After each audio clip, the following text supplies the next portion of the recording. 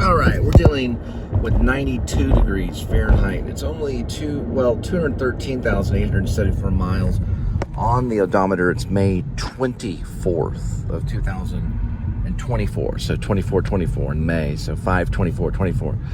Yeah, so I guess we'll talk about film. Now, I do have a top 11. So if you're connected to the Cole Spivey, and I think it's connected, I'm talking about Facebook because I'm on YouTube. But I think my Facebook should be connected. That is very interesting.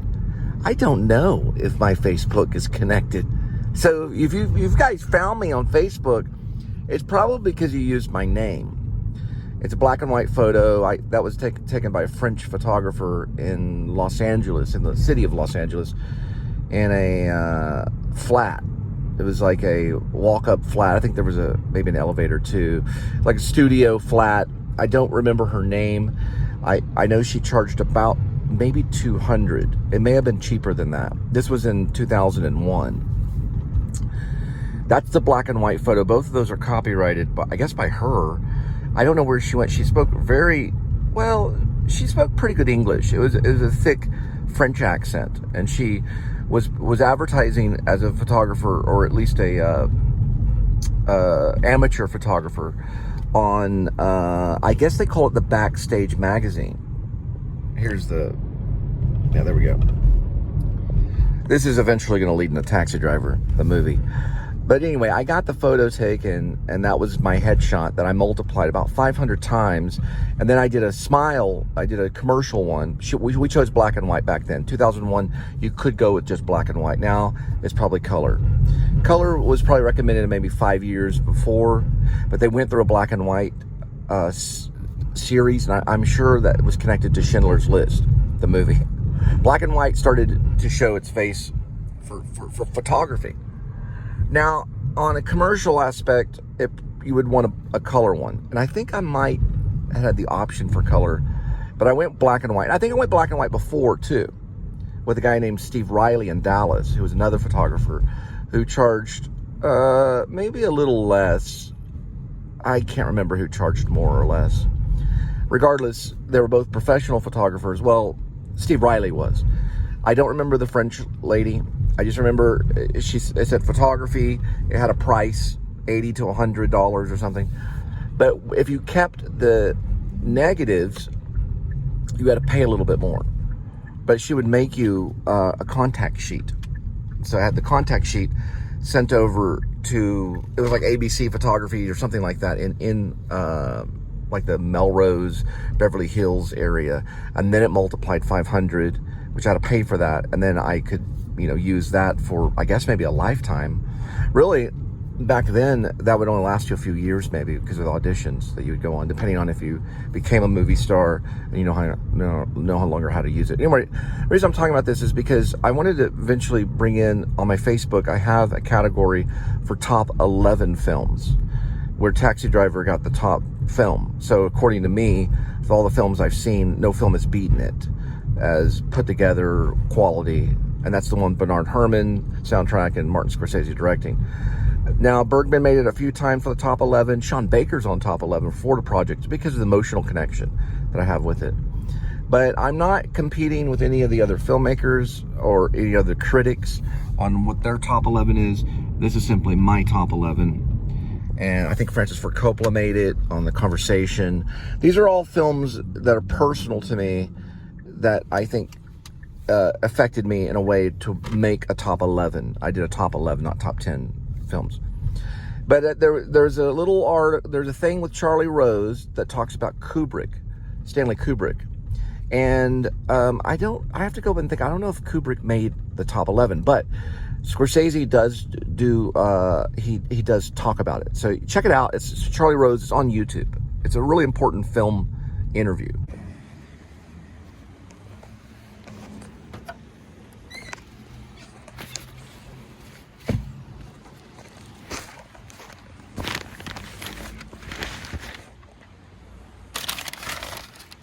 All right, first one for today, 54642.2.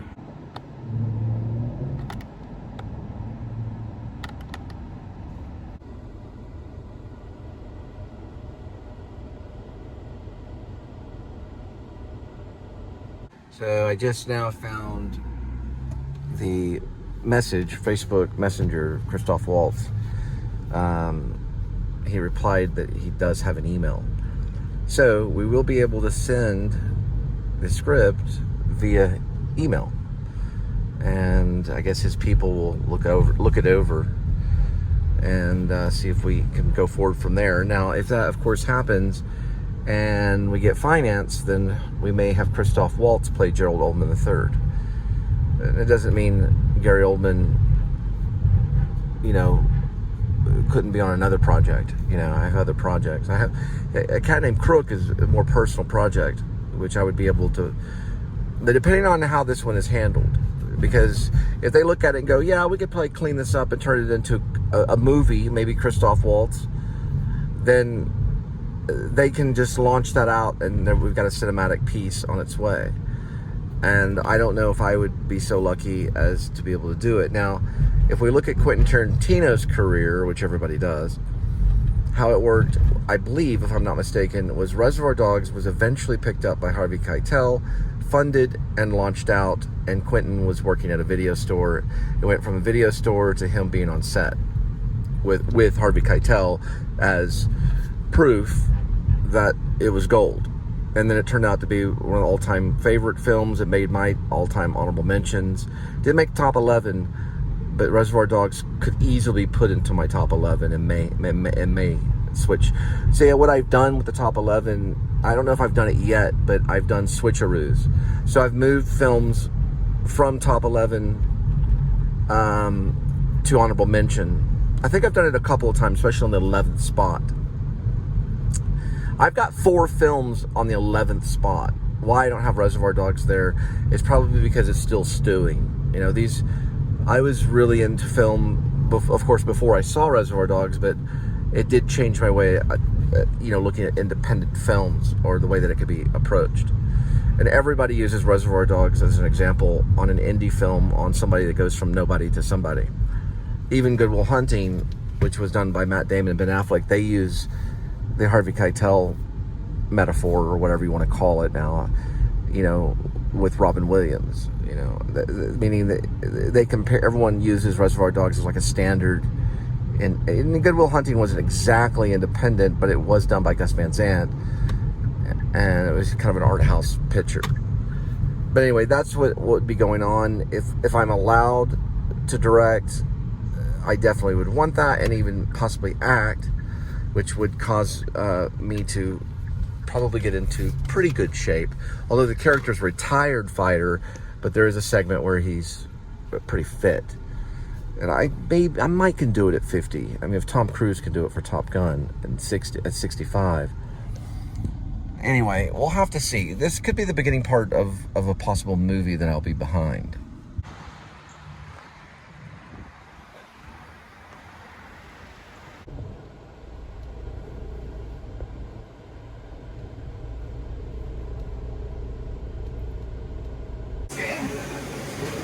Cole, you like this up there?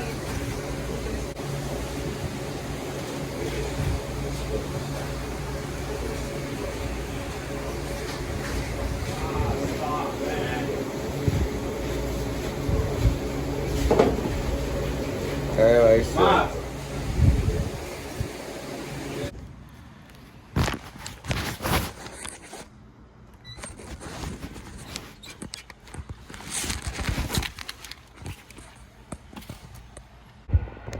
All right, 755, 3.2. All right, so I want to yap about Quentin Tarantino. And I've got a lot. It's going to be hard. Anyone studying Tarantino in grad school or film school, same thing with Lynch. Lynch might be easier because of the history. Lynch has more of a history. But Tarantino is going for 10 great films. I own all of them but Once Upon a Time in Hollywood. And I'm ashamed to say it, but I don't own Hateful Eight. Other than that, I have the rest of them. So I still have to get Hateful Eight, and I still have to get Once Upon a Time in Hollywood. Which I think Once Upon a Time in Hollywood is probably... It could easily maybe be my second, but... Reservoir Dogs, I'm gonna, just like I'm partial to Taxi Driver with Martin Scorsese as my all-time... Well, in my opinion, Taxi Driver is the greatest film and I consider it a film. Yeah, I'm going to consider it a film. I don't consider Taxi Driver a movie. I consider that actually a film.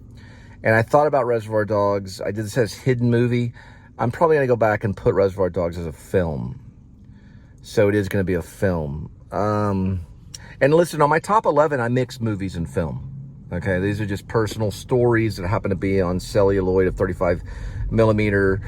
You know, some of them are digital probably, because I also like Twin Peaks Return, which is David Lynch. The new series is digital, and Lynch said he's only going to worry about digital. We may be passing go-karts here pretty soon, but what I'm talking about Tarantino is Reservoir Dogs is probably going to be on my top Tarantino film. And then I also made a thing about Kubrick. I want to say one thing about Kubrick real quick before I get into the whole Tarantino thing. On Kubrick, I don't think Kubrick... Yes, Kubrick did make the top 11. I'm sorry. I did add him. I added Lolita to the top 11. And there's probably some reasons why. Lolita is a favorite of many. It's a black and white. It's a pretty good one. We're going to look at this right here. And then the Trinity River. And then we'll go past the go-karts. There's only 2 of them. I got a really good go-kart story, but I'll talk about it later. Kind of an homage to Harmony Korine, Mr. Lonely, which Harmony Korine only made honorable mention. Sorry, Harmony Korine. Although Gummo and Mr. Lonely are my 2 favorites. Okay, so yeah, we're just talking about favorite films, and Tarantino makes the list. He's all over YouTube. Hours and hours of footage of just him talking about film. He's written a book that I should know. I've tried listening to the beginning part of it. He's worse than Stephen Patrick Morrissey when it comes to a bio. But this is basically him talking about movies and about his history of movies. And it's like, you need the Cliff Notes, you know, because it's very educated. It's very pop culture. He knows a lot about exploitation films. He knows everything about cinema. He has since the beginning. But anyway, regardless, Reservoir Dogs is going to make my favorite Quentin Tarantino movie, but it's actually a film, and we'll talk about that and how it was made and how he was going to make it on his own, and Lawrence Bender was loosely a part of it. Then Harvey Keitel, coming from the movie industry, coming from Hollywood, mostly from New York, took it on as a film, and it came off as a film.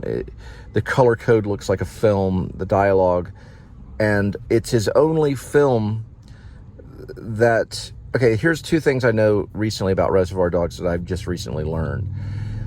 From what I learned, and I don't know if all this is true, so this is just speculation, but he wrote a script that was like a rough outline, and then it was like, I don't know if it was exact, but it was given over to some people, and they touched it up or something. Then it got passed around and eventually ended up in Harvey Keitel's lap, because of the Actor Studio and because of his acting coach or his acting teacher's wife gave the script, and it ended up in Harvey Keitel. Regardless, it was Quentin Tarantino that showed up on set. That was the director. It is different than all his other 8 movies. So he's on number 10 right now, called The Movie Critic. So, and I'm excited to see that. Now, Once Upon a Time in Hollywood, I thought it was like a knockout. I thought it was a great movie. I saw it twice back to back. So I watched it. I was like, that's an incredible movie. I even took photos when I was in the movie theater and posted them on my Facebook.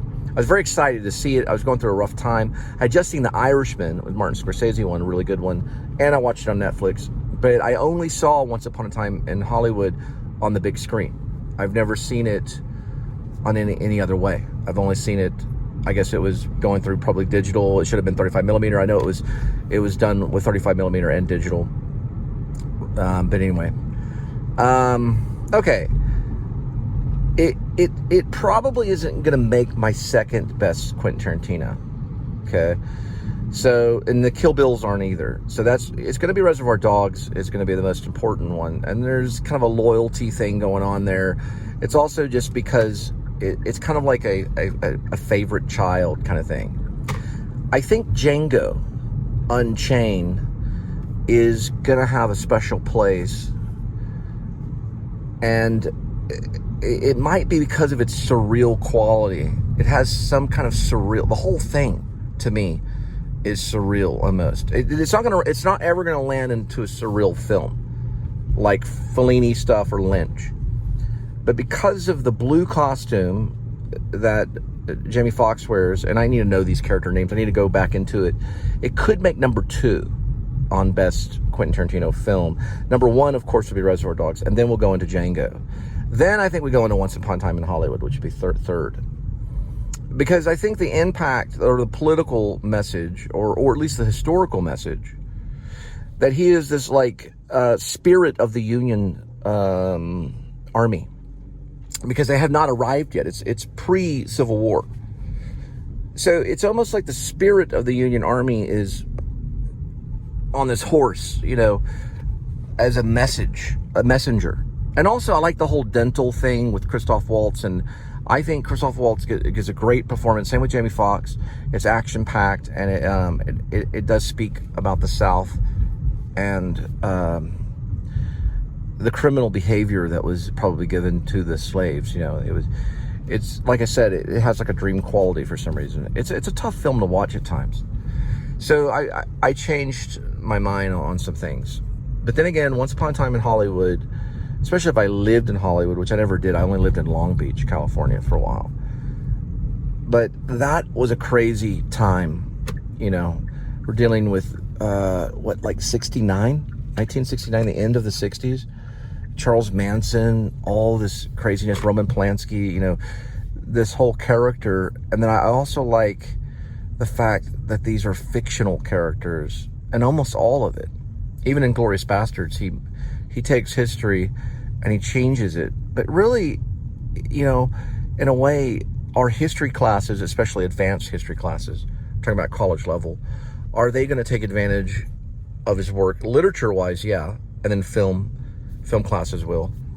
But will they look at it and say, okay, these are some possibilities in history, and will it affect the history books? By far, it probably will.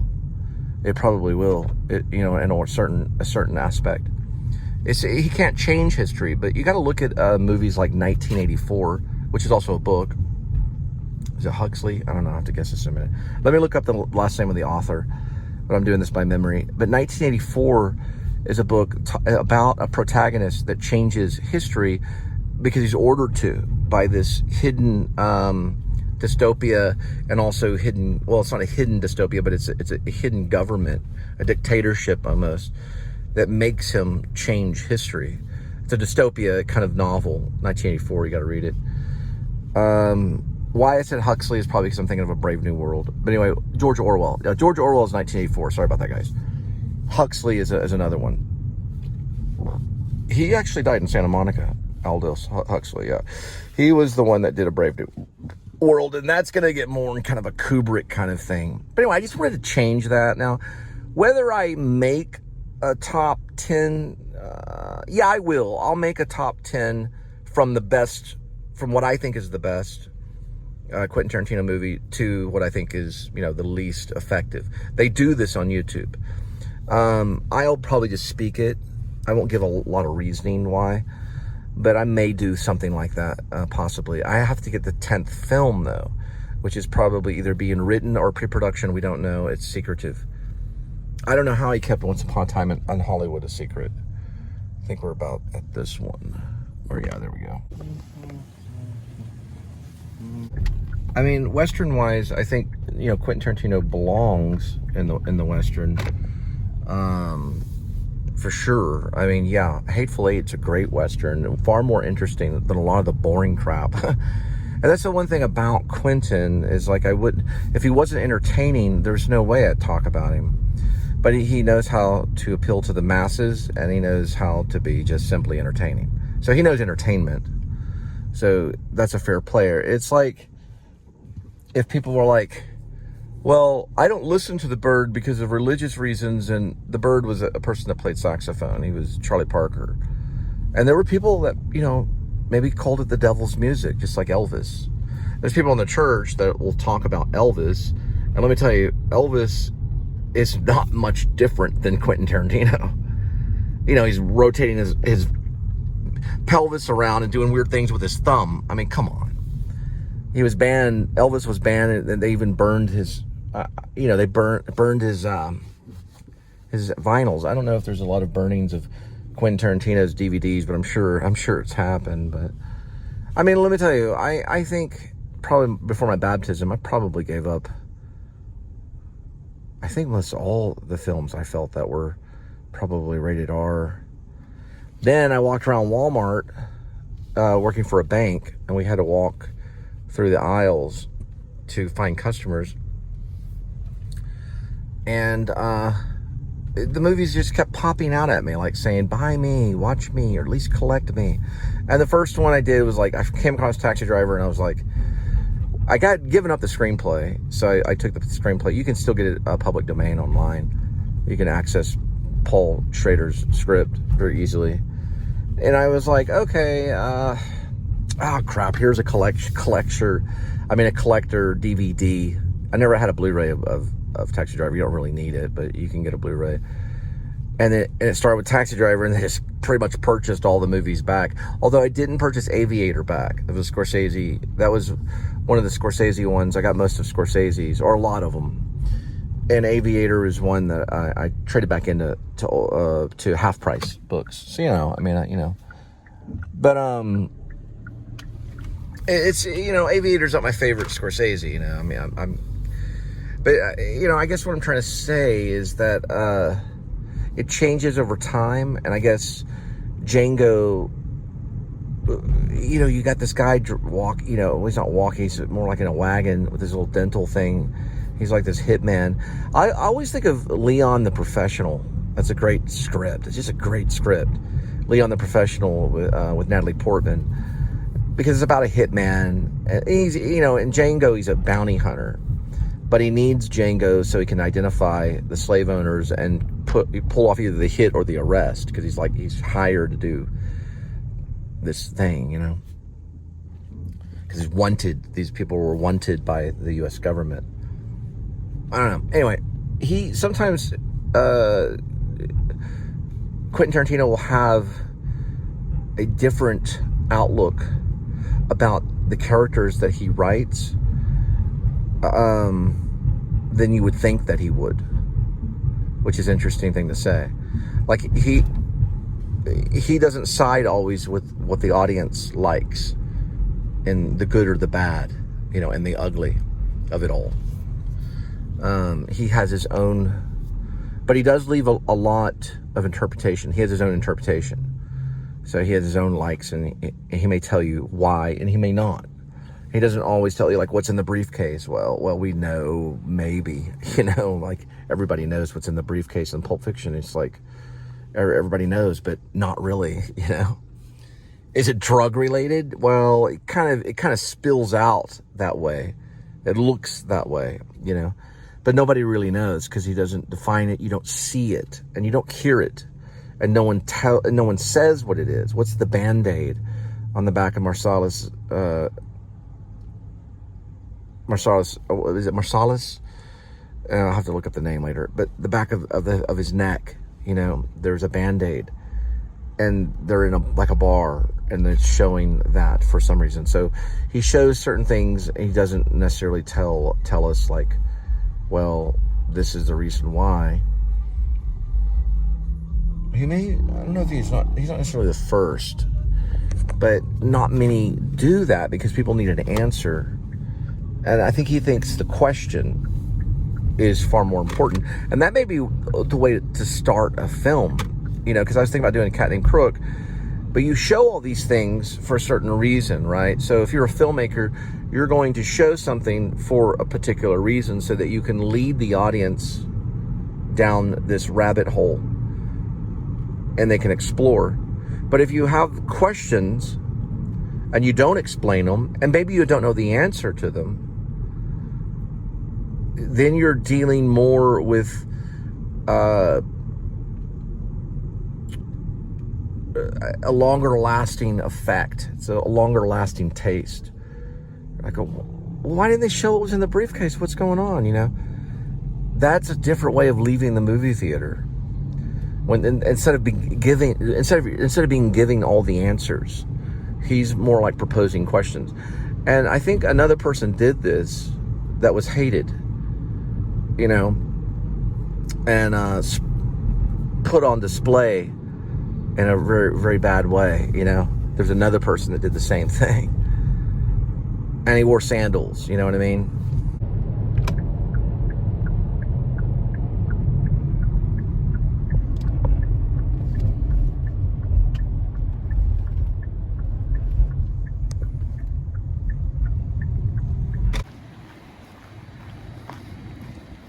$10.22 for 1.5.